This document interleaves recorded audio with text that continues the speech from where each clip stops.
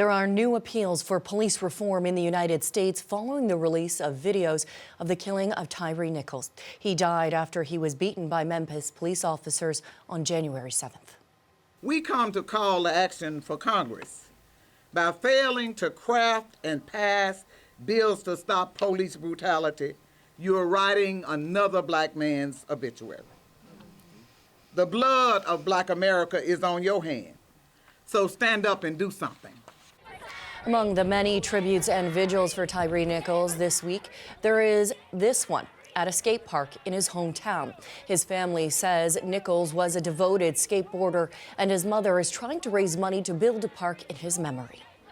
No mother should go through what I'm going through right now. No mother to lose their child to the violent way that I lost my child. And the CBC's Magda Gabrisalese joins us now live in Washington. Magda, there were protests across the U.S. over the weekend calling for police reform. Are you hearing any concrete changes yet?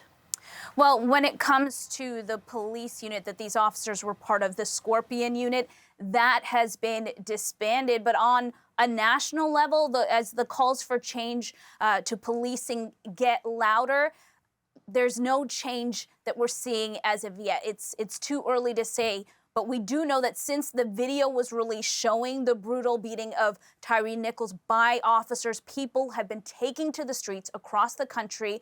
Over the weekend, they were protesting in Memphis, where this happened, but also in New York and Boston and many other spots. And of course, this has reignited the calls for Congress to push for police reforms. And we know that after George Floyd was murdered, Democrats and Republicans were working on coming up with an agreement on legislation, but those talks went nowhere. So could there be some real action this time?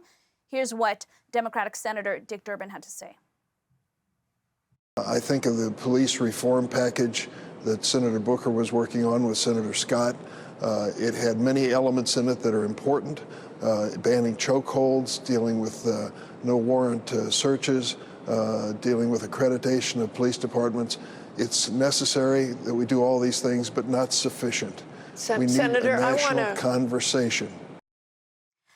But could both Democrats and Republicans be on board with that? Well, remember, Republicans control the House, and this is what this congressman had to say. Take a listen. Well, I don't know that there's any law that can stop that evil that we saw. That is just, just difficult to watch. What strikes me is just a lack of respect for human life.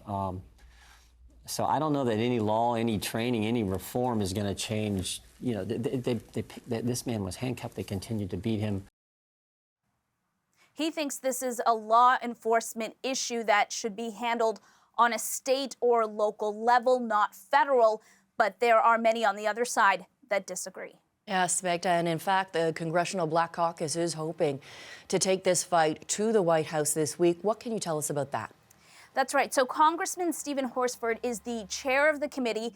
He wants to meet with President Joe Biden this week to talk about the actions of police and to call for national reforms to the justice system. He is calling on everyone in Congress to jumpstart negotiations on addressing this. And in the statement that he released, he said the brutal beating of Tyre Nichols was murder and is a grim reminder that we still have a long way to go in solving systemic police violence in America. And next week is the State of the Union address, and the Black Caucus has invited Nichols' parents to be there as President Joe Biden speaks to the country. And we will watch to see what happens. Thank you, Magda. The CBC's Magda Gabrisalese in Washington.